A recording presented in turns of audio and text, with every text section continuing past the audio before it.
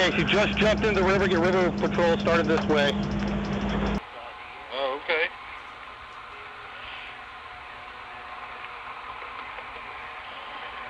Okay, well, the reason you're stopped is because you,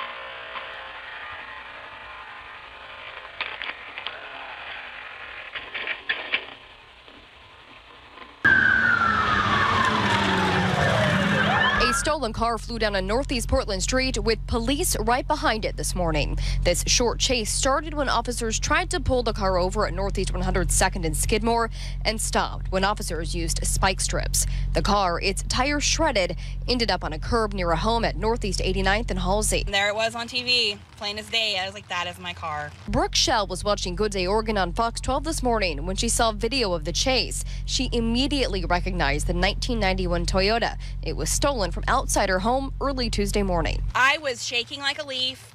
I was really happy that they had caught the guy that got my car, so I was like, throw the book at this guy. Shell got her car back this afternoon. You can see the tires are mangled, but she says the damage inside is worse and the car will have to be totaled. It's bittersweet to have it back, but to know that it's sitting here and it's never gonna go anywhere ever again. The suspect, Michael Gonzalez II, is in jail facing several charges, including possession of a stolen car and possession of meth.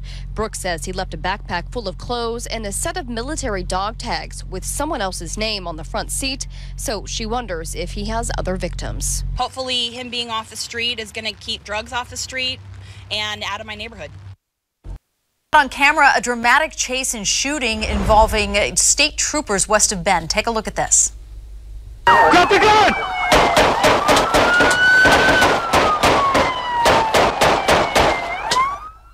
The shooting happened in late August. It started when two troopers investigated a traffic complaint. They say William Hall, who's a Texas native, pointed a gun at them and sped off. Dashcam video shows troopers chasing after him through the town of Sisters.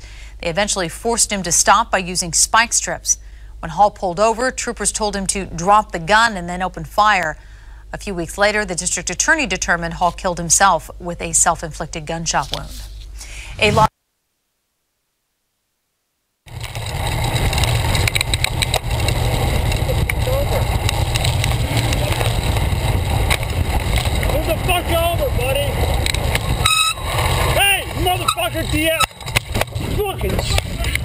What the hell? What the fuck are you doing? Catch my car! The bike lane is over there, dude! That's the bike lane! That's the bike lane, dude! I don't know what's about that, but you ain't gotta touch my car! I don't even know about all that shit! I don't drive the bike! Don't put your hand in my fucking car! What's your name, buddy? It doesn't matter what my name is! I'm gonna call the police. You can go ahead and call the police. Did you hit my fucking car? Did you hit it? Who knows? Okay, look, dude. Who knows? You know what? What we're gonna do? So you want to call the police? You want to call the motherfucker? Shit! You gonna run in the back of my shit? You ran in the back of my shit acting stupid. How you gonna run in the back of the truck on a bicycle? How the fuck does that happen? You're not driving a car, you're on a bike. Dude, I don't understand how you run in the back of a vehicle. Hey, leave that alone. They can be on the side all they want.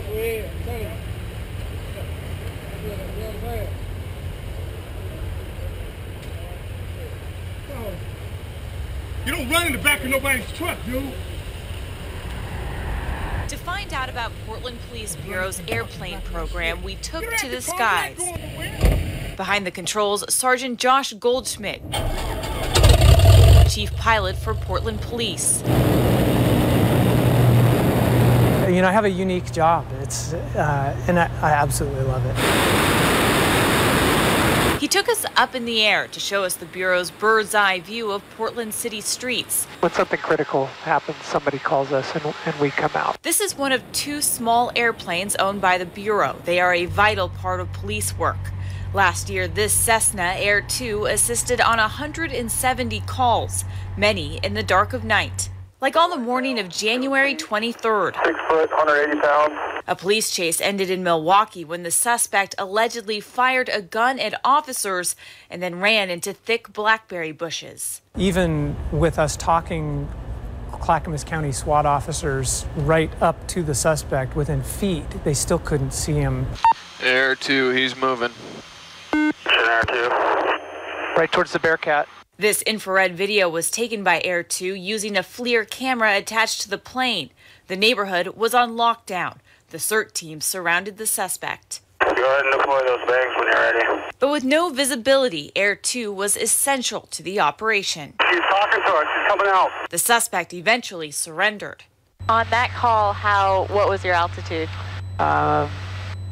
I think we were at 2,500 feet for most of it. Unlike many law enforcement agencies, PPB doesn't own a helicopter. A police chopper. This comes with a spotlight on police chases. I was watching TV, all of a sudden we hear a boom, boom, boom. Coming out the window, talking about some opening back door. My mom said, well, what was that?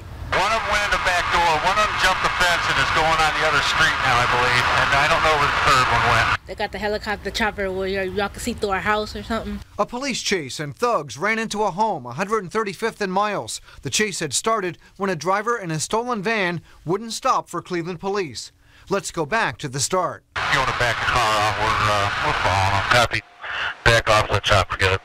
Easier and safer for a police chopper to follow, a spotlight on chases since a Cleveland police chase turned deadly in 2012. This February, the city released this video after we had demanded it with a records request. Westbound on Kinsman, nearly hit a pedestrian. 4 males got out and are running. Here, the suspects got out and ran into this house. I was thinking, I don't know how they ran to the house. I don't know how they got in the house. I seen the one guy go in that house. Yeah. And with the chopper watching, patrol officers knew where to scramble. One of them was talking about bringing in a SWAT team. I'm like, oh, no, not the SWAT. Chopper, how many do you have in custody? Well, we were on our lunch hour and a bunch of police cars followed another car into the parking lot. Just a lot of noise, a lot of cars. Kind of an incredible sight to see that many police chasing a single vehicle.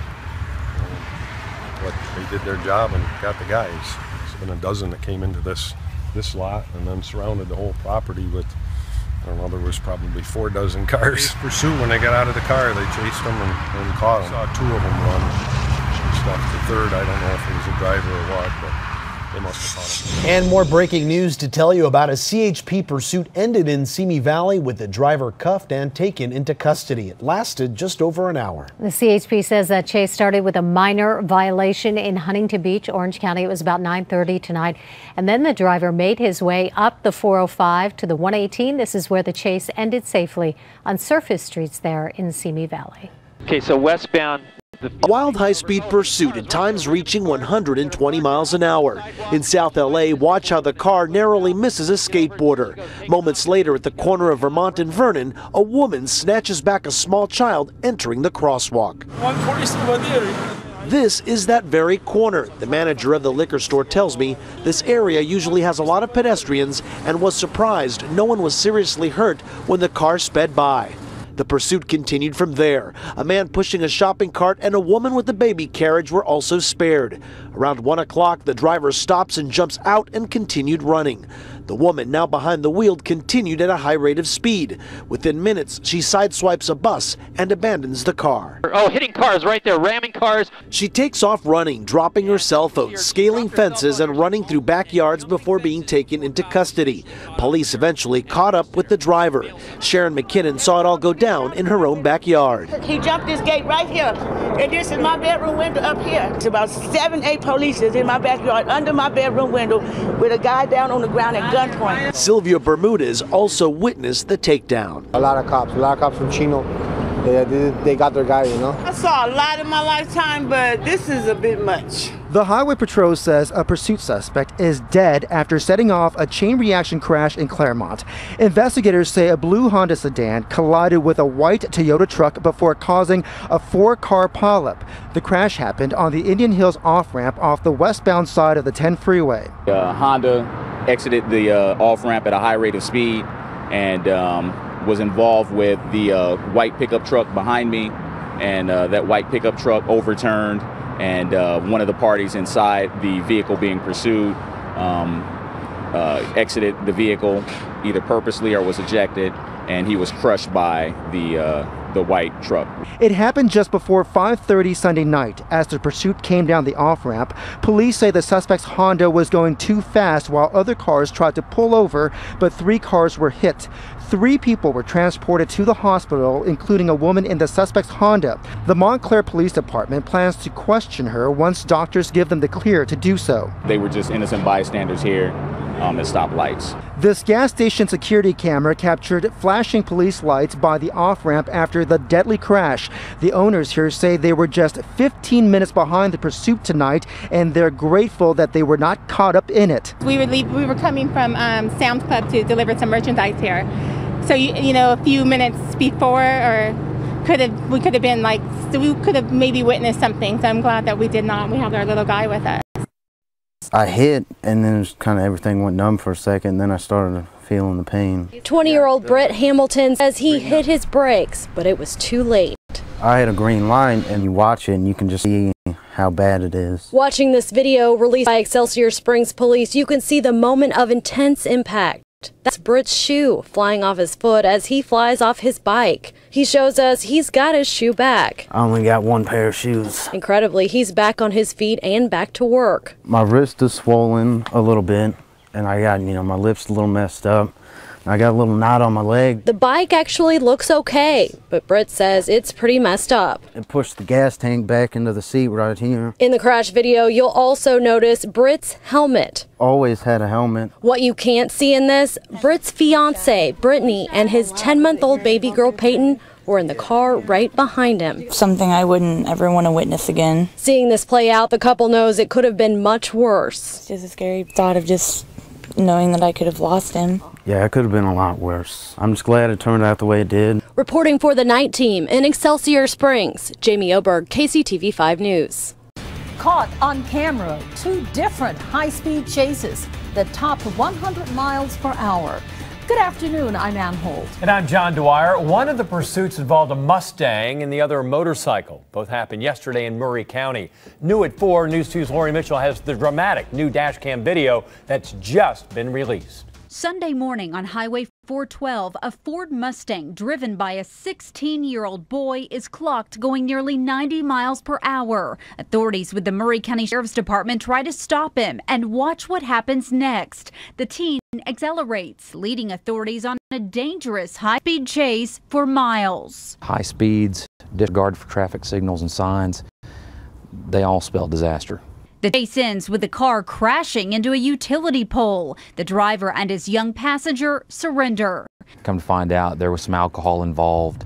The teen was taken to jail and charged with DUI. Then later Sunday, a second pursuit by Sergeant Sam Barnes. We've learned the motorcyclist being chased was 19-year-old Matthew Anderson. Authorities spotted him driving recklessly earlier in the weekend, but weren't able to catch him. Improper use of his bike, smoking his tire, that kind of thing around police vehicles that were doing other things on traffic stops. This time, Anderson was caught after slamming his motorcycle into a rock wall, then leading officers on a brief foot chase. Look closely at these pictures. There were neighbors and children nearby at the time. Sergeant Barnes says Anderson put many lives at risk. He was extremely fast. He went into oncoming lanes to go around vehicles to get away from me. Disregarded stop signs and residential areas. Anderson was arrested on numerous charges and booked in the Murray County Jail. Lori Mitchell, Nashville's News 2. All 3 individuals involved in the chase were examined by medical personnel. None of them had any serious injuries. The wrong way down the parkway was drunk. Officers arrested Cornelius Hill. He's now charged with DUI, driving the wrong way, and reckless endangerment. Police chased Hill when they saw him driving south in a northbound lane last night. HPD policy does not allow police to drive the wrong way during a chase, so they followed Hill on the other side of the road until he made a U-turn. Police caught him when he hit stop sticks along University Drive.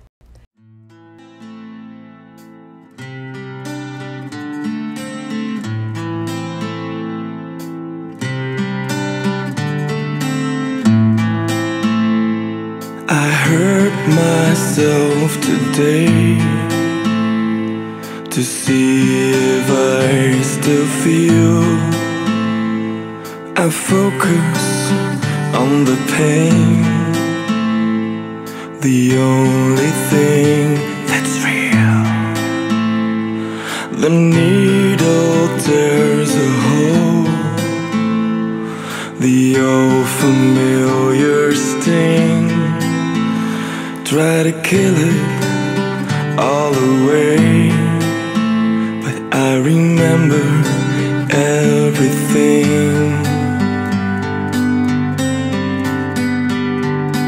What have I become? My sweetest friend. Everyone I know goes away in the end, and you could have it all. My empire of dirt, I will let you down. I will make you hurt.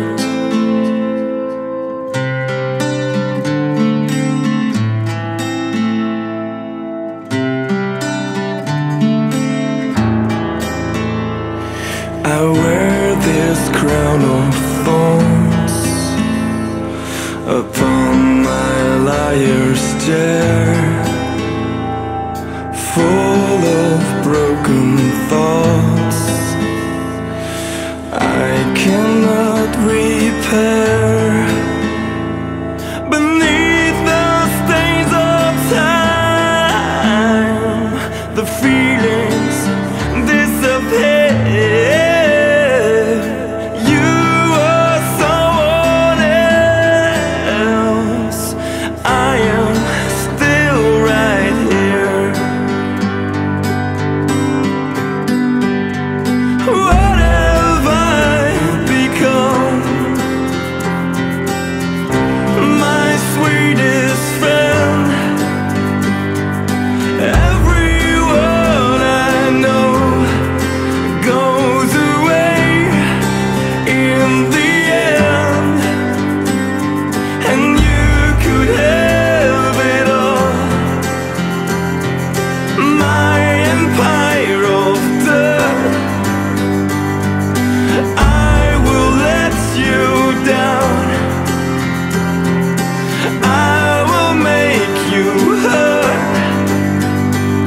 If I could start again now, a million miles away,